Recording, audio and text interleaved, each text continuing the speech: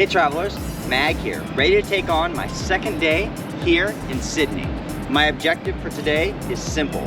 I'll be going out to Lane Cove National Park to go find the oldest geocache hidden in Australia, with a high date of May of 2000 when geocaching began.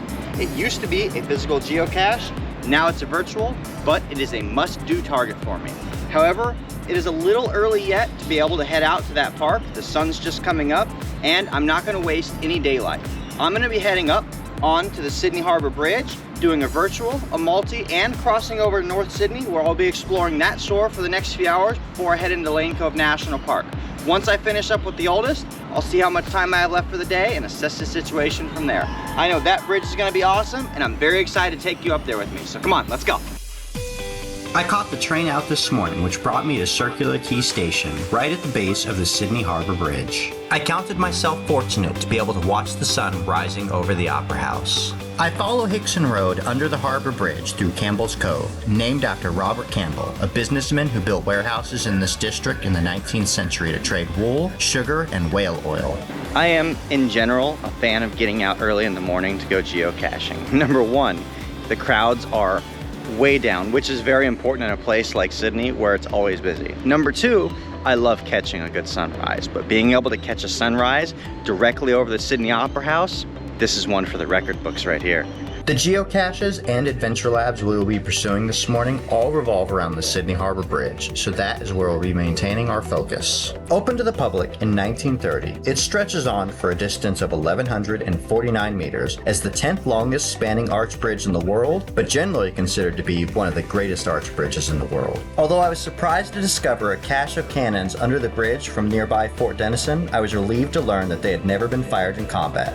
I've seen this bridge from just about every angle possible here on the south side, between everything I did yesterday and everything I've already done this morning, walking in a spiral around it. Now there's only one place left to go, and that's up and then onto the north side to check it out from over there too. There is an opportunity to climb the Harbour Bridge, but I'm content with just riding the elevator and walking it today.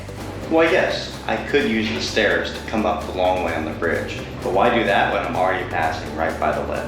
Trust me, I've got plenty of walking coming up in my future here, so I'm going to take the easy out and I can get it going up and going out. For its first 80 years, the Sydney Harbour Bridge held the distinction of being the world's widest long-span bridge at 48 meters wide until the opening of the Portman Bridge in Vancouver in 2012. It does still, however, maintain its status as the world's tallest steel arch bridge at 134 meters above the water.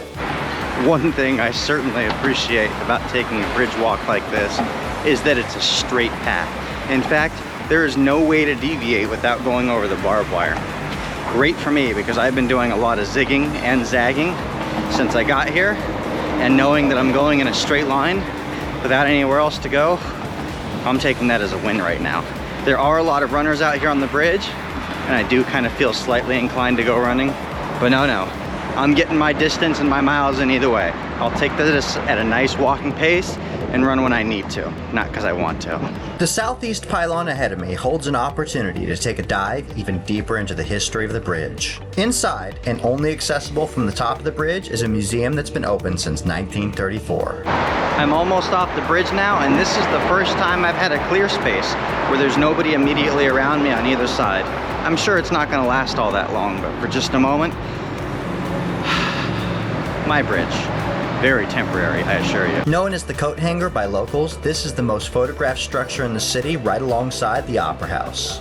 My next waypoint is really close, only about 400 feet. The problem, of course, is that it's 400 feet over that way.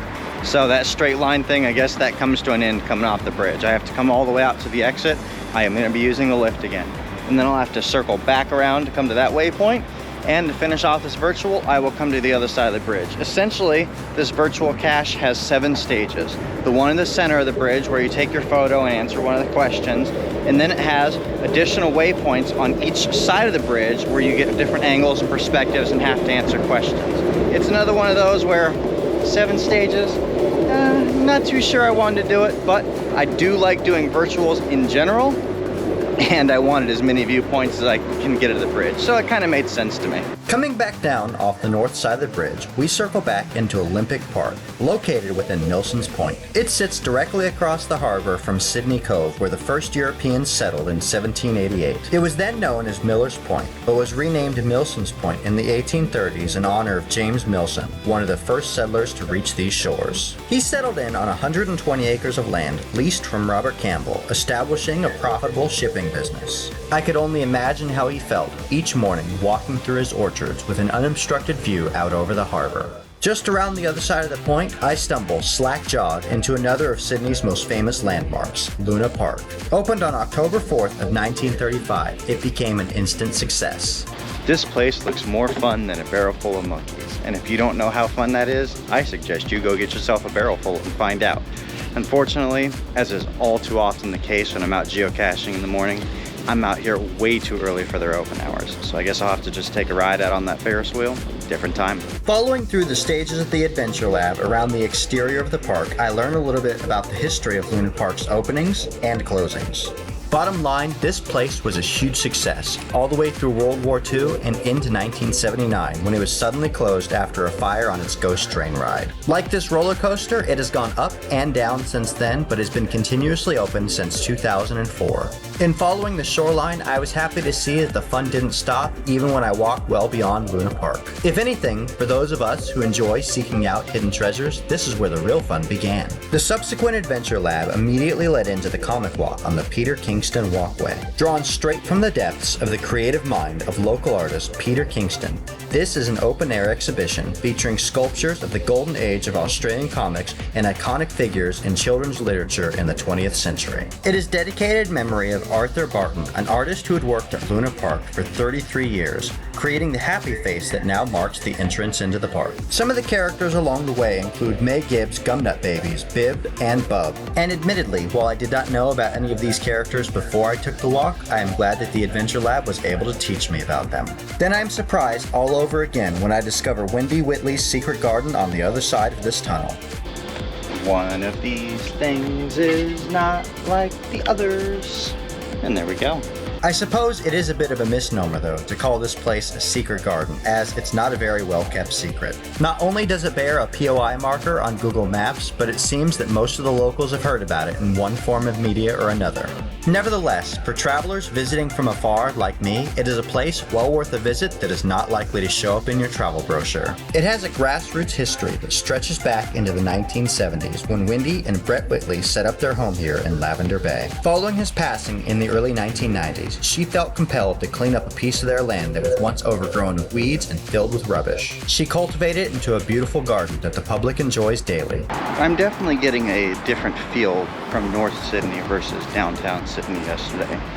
The north side of Sydney seems to be a lot more family oriented. There's a lot of people out running, kind of a daily routine thing, out walking their dogs, and you can tell it's more the neighborhood community feel. Sydney though, that's where all the tourists go.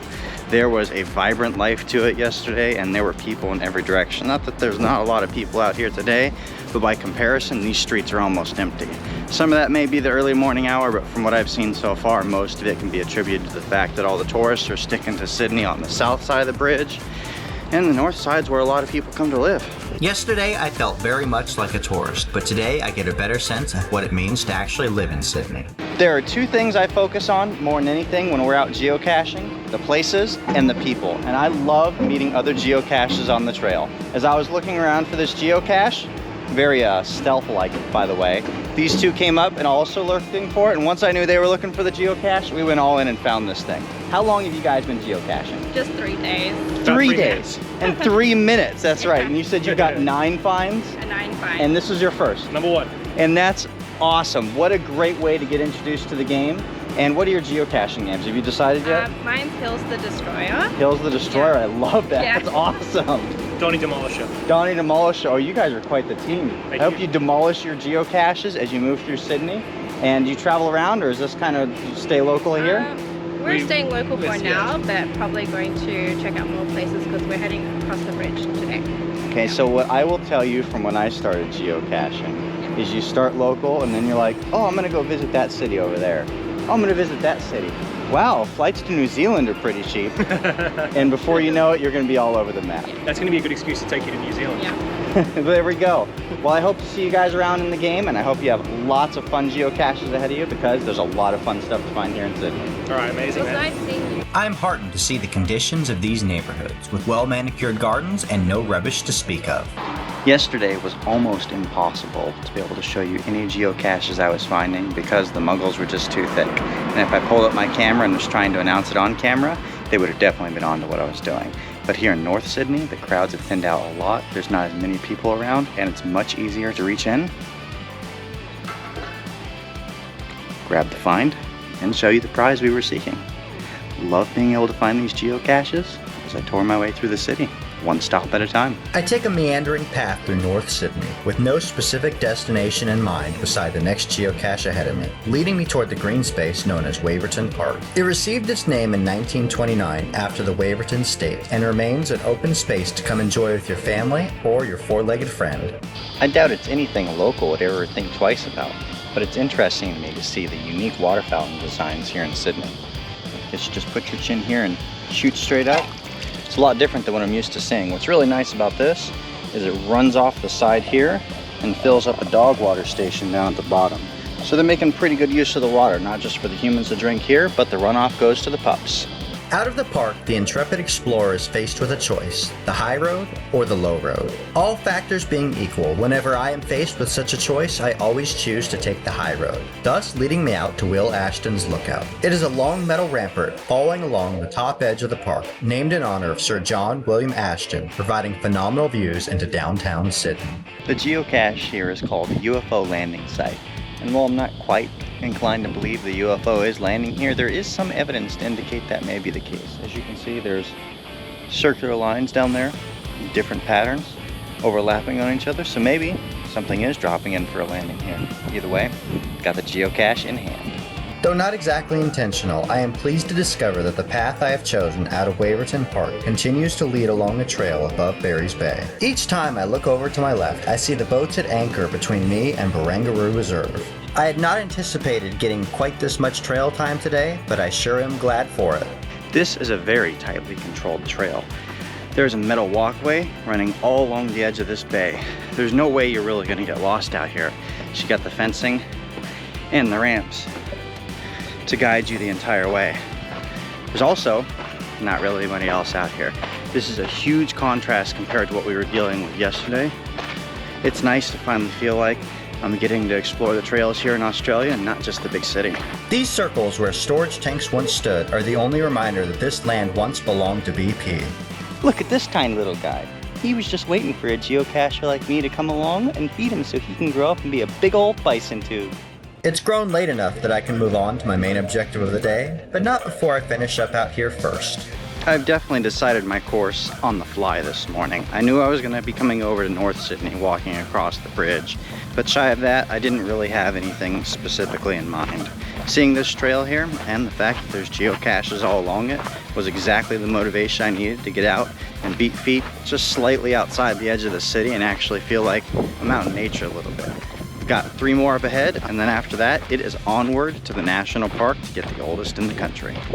For our final bit of trail time here in North Sydney, we head into Balls Head Reserve, a headland in Port Jackson, wedged between Barry's Bay on the east and Balls Head Bay on the west. This park, which really makes you feel like you're in the middle of the Australian bush, was named in honor of Lieutenant Harry Lydberg Ball, a Royal Navy officer of the First Fleet who commanded HMS Supply. He helped to establish many colonies around Australia and New Zealand.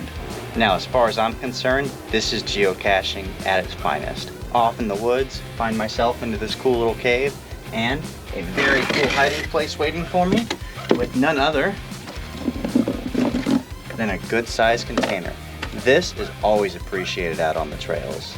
The land that Balls Head Reserve now occupies was once home to the indigenous Camaragal people. Though much of the evidence of their existence has faded over time, there are still middens and a petroglyph within the park reminding us that they were once here. They continued to live on the land well into the early part of the 20th century, until the Australian Army finally claimed the land as part of a quarantine depot in Barry's Bay in 1912.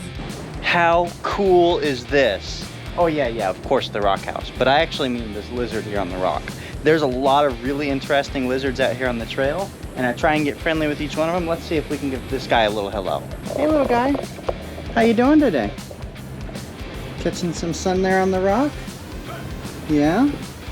You're a cutie, aren't you? Look at you, huh? Yeah. It was not until 1926 that this land would be declared as a public reserve by Premier Jack Lang. Unfortunately, by then, most of the forest that had occupied this area was gone, leading to the establishment of a beautification committee in 1931. Over the next decade, they reintroduced native trees to the headland, restoring it to its previous condition and helping to turn it into a geocaching playground that we know today. Oh my gosh, would you look at that? It's an ammo can. This may be the only one we find the whole time we're here in Australia. So this is worth celebrating right here. Let's crack this open and see what's inside. Let's get a little drum roll going here. Survey says. All right, hey look, we got a Minecraft character there. He's wearing diamond armor too. Oh, he is really Mac Daddy. All right, some swag going on. And this is probably, yep, all about geocaching. Awesome, just awesome. I feel like this guy in his diamond armor right now, totally macking. I take in the astounding view from Balls Head Reserve one last time before heading my way out of North Sydney. I've used the trains in many countries, and while I'd like to say Japan is the easiest, having it as a second language does make it a little more complicated, whereas Australian's in English, so the train system really is as simple as it gets for me. I was able to hop on from where we were in North Sydney and get to the nearest station, the Lane Cove National Park. Now it's a little bit of a walk-in, probably about half an hour, and we're gonna be hiking out to this virtual. Fun train ride, good walk. Arriving on the train at 20 meters below the surface, I have to ascend to reach the daylight. It's a pretty long way up from here too. I mean, that is really far up to street level. We have the option of the lift. You can see it's moving right behind me. I just happen to find these escalators a lot more entertaining. They give you a great view, and you know those fantastic views are always one of those winning parts of geocaching for this guy right here. The other reason I enjoy escalators is because there's no fear of them breaking. At that point, they simply turn into stairs. In no time at all, I hit the surface, orienting myself to the east toward my main objective for the day. I do have some concerns about my method of approach here. I'm going up via Plessy Road, which is listed as one of the places that you can park for free parking access into the park. Obviously, I'm not parking, but that says to me that there is a way to get into the trail from there, and it's the easiest for me as North Ride Station is completely on that side of the park. Otherwise, I need to come all the way around to the entrance and then walk all the way back through the park, which is gonna be a long way. This way, up to those parking waypoints provided, it's only about half a mile, more or less a straight line to find out if it's gonna work for me. I have my reservations because this geocache was hidden back in May of 2000, which means that the information provided, it's pretty old. Even if there was an entrance back there all the way back then, there may not be access now. I see something that looks like road maps, it may do it, it may not, but I'm willing to take the bet on half a mile, and if I lose out, well, oh well, then I'll still have to take the long way. But if I win, I'm gonna save myself several miles having to walk all the way around the park to get in. Fingers crossed. It is quiet back here, but since it is the rear entrance, I still hold on to hope that my plan will work. I'm gonna go ahead and say, that's the answer I was looking for. The short bet paid off. Got a reception coming up in 250 meters, which means there's definitely gonna be access into the park. I just saved myself miles by trying to take the shortcut for the win. Lane Cove National Park, established in 1938, comprises 1,700 acres of land, including wet and dry forest, heathlands, mangroves, and tidal flats. Since I managed to slide into the back door though, I will not be exploring the entirety of this park.